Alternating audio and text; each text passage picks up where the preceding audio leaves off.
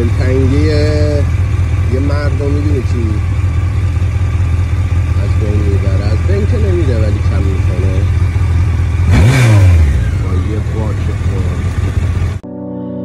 همین که یک نفر از دور لباسش رنگ تو باشه، همین که تو مسیر من یه گل فروشی پیدا شه، بازم یاد تو میافتم.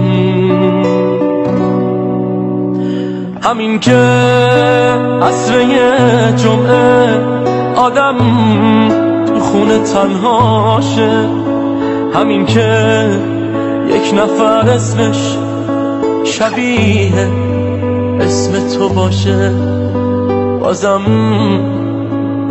یاد تو میافتم.